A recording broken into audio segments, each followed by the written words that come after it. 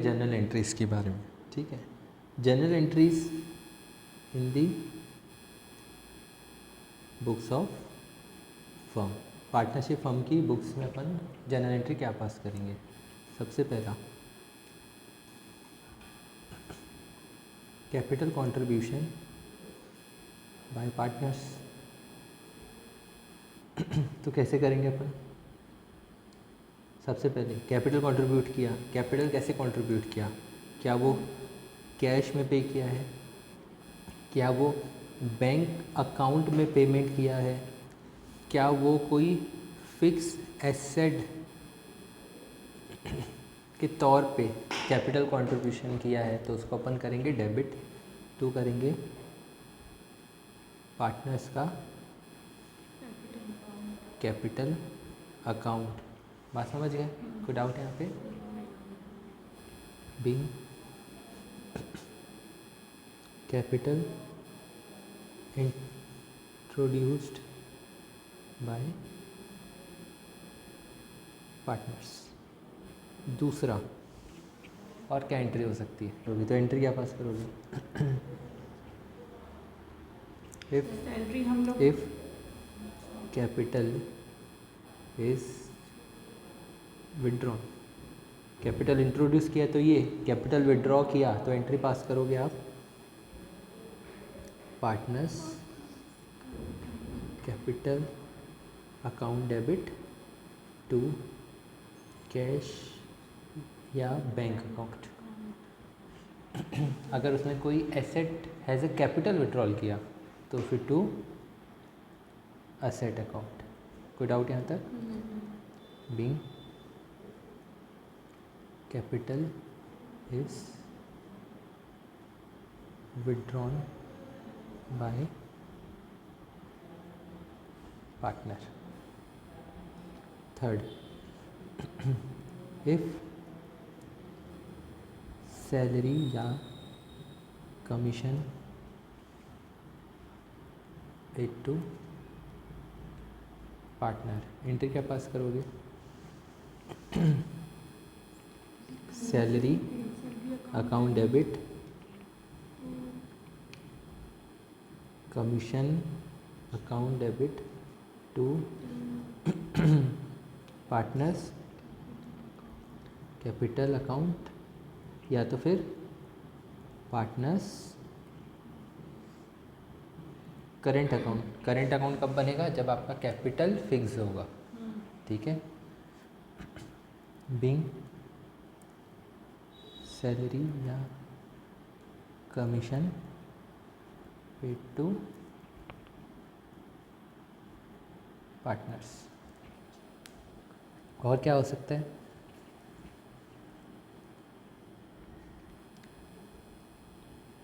Interest on capital to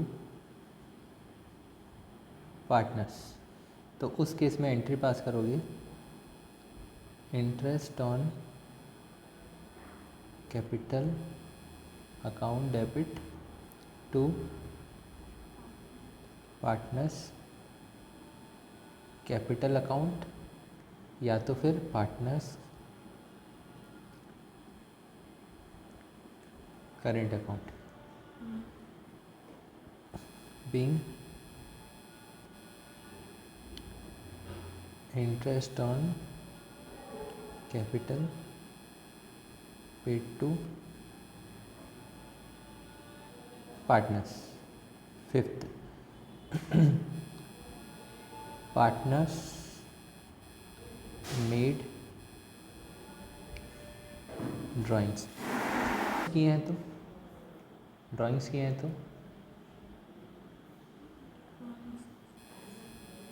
partners capital account debit, या तो और partners current account. Fix capital के case में, फिक्स कैपिटल के केस में आपका कैपिटल विड्रॉल नहीं हो रहा है, लेकिन कुछ ना कुछ गुड्स विड्रॉ कर रहा है, थोड़ी बहुत दूसरी चीज़ें विड्रॉ कर रहा है, तो वो पार्टनर्स के कैपिटल करेंट अकाउंट में चले जाएगा टू ड्राइंग्स अकाउंट। बात समझे? Being drawing made by partners. Sixth, interest on drawings charge by partnership form. तो इंटरेस्ट जो होगा ड्राइंग्स का वो फर्म के लिए इनकम है, तो इनकम क्या होगी? क्रेडिट। ठीक है। तो पार्टनर्स कैपिटल अकाउंट और partners current account to interest on drawings being, हाँ, interest on drawings charged.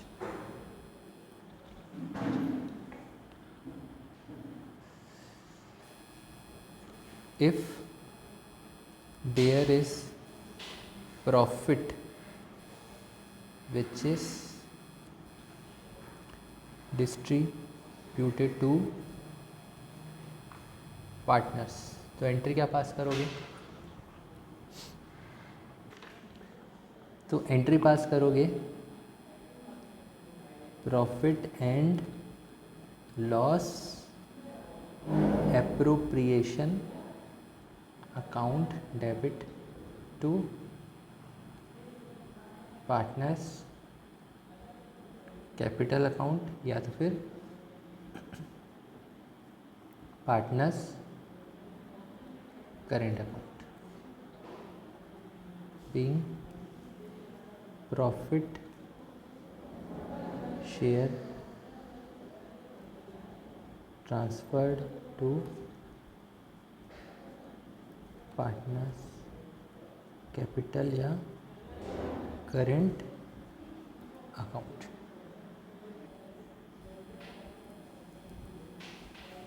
In case of loss, तो ये वाली एंट्री रिवर्स हो जाएगी, लेकिन रिवर्स कहाँ से होगी? एप्रोप्रिएशन अगर आपने बनाया है, कब बनाया? जब प्रॉफिट हुआ।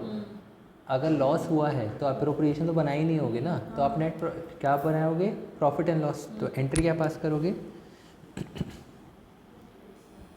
पार्टनर्स कैपिटल या current account debit to profit and loss account. Being loss transfer to partners capital account. अब आपकी एक है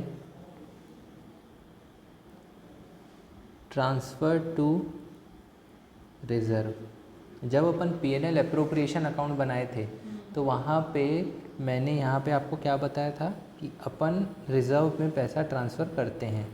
ठीक है, यहाँ पे एक रिज़र्व में अपन पैसा ट्रांसफ़र करते हैं ना, तो इसी को ट्रांसफ़र करने के लिए अपन को एंट्री पास करनी पड़ती। तो एंट्री क्या पास करेंगे अपन? कहाँ से ट्रांसफ़र हो रहा है?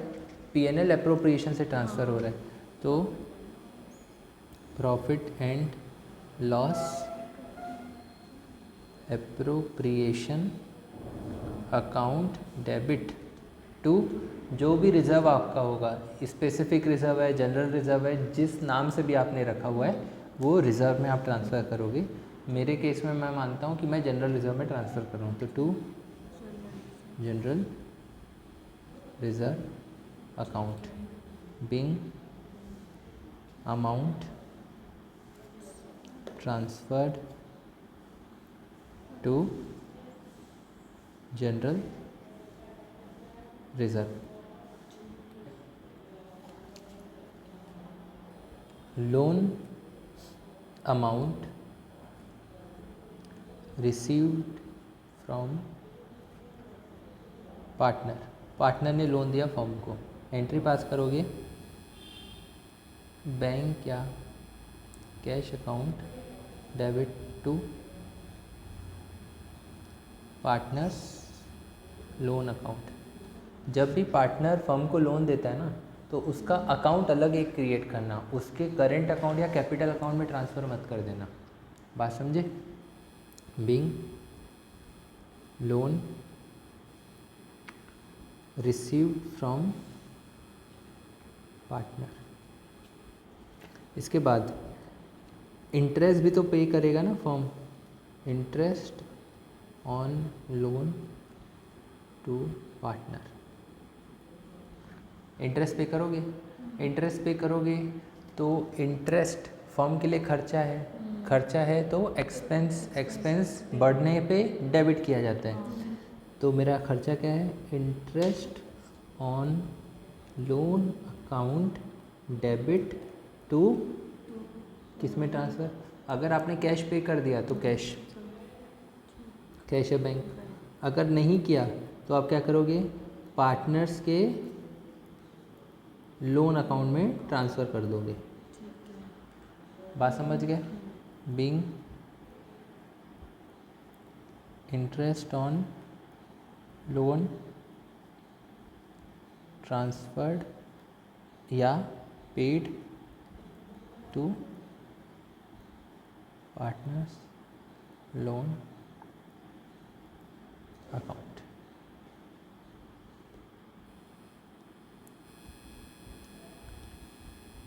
पार्टनरशिप रूल्स क्या है? सबसे पहले मिनिमम 2 पर्सन होने चाहिए। अगर एक पर्सन नहीं रहा तो पार्टनरशिप ख़त्म हो जाएगी। बात समझे?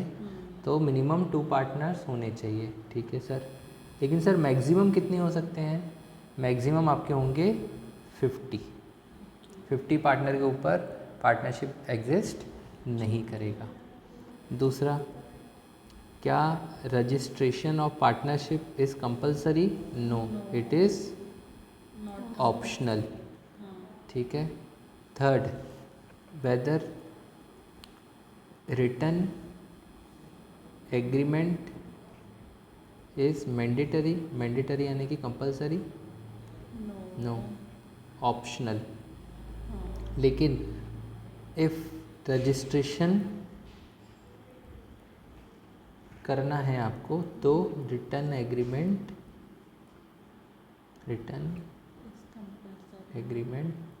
इज़ मैंडेटरी, क्योंकि रजिस्ट्रेशन के टाइम पे अपन को एग्रीमेंट का कॉपी देना पड़ता है, आप ओरली नहीं बोल सकते हो। ठीक। 4th पॉइंट, इसके अलावा एक होता है परपेचुअल सेशन। क्या बोलते हैं? Perpetual session. इसका मतलब क्या होता है कि अगर पर्सन नहीं रहा तो क्या बिजनेस चलेगा या बंद हो जाएगा? अगर बिजनेस चल रहा है तो वो हो जाएगा परपेचुअल सेशन। ठीक है। और बिजनेस अगर बंद हो जाता है तो क्या वो परपेचुअल सेशन नहीं कहलाया जाता है। तो पार्टनरशिप के केस में क्या परपेचुअल सेशन माना जाएगा? नो। ठीक है, क्योंकि वहाँ पे रिकंस्टिट्यूशन ऑफ पार्टनरशिप हो जाता है। हो सकता है 2 पार्टनर थे, एक पार्टनर अभी नहीं रहा, पार्टनरशिप ही ख़त्म हो गई, रिकंस्टिट्यूशन का तो सवाल ही नहीं। लेकिन 3 पार्टनर थे, एक पार्टनर ख़त्म हो जाता है, 2 पार्टनर बचे। अब 2 पार्टनर का आप देखोगे तो प्रॉफिट शेयरिंग रेशियो चेंज हो जाएगा, कंट्रीब्यूशन भी चेंज हो सकता है ना, और वर्किंग पे भी इफ़ेक्ट आता है, बिज़नेस पे भी इफ़ेक्ट हो सकता है। तो उसकी वजह से हो सकता है कि उन लोग चाह रहे हों कि हम बिज़नेस डिसकंटिन्यू कर दें, तो डिसोल्यूशन हो जाएगा। वो बोलते नहीं, हम कंटिन्यू करेंगे लेकिन हम चेंजेस करेंगे तो रिकंस्टिट्यूशन ऑफ द पार्टनरशिप हो जाएगा। ये सारी चीज़ें इशू करता है। बात समझ गए? अब दूसरा ये होता है कि जो पार्टनर्स होते हैं ना, पार्टनर्स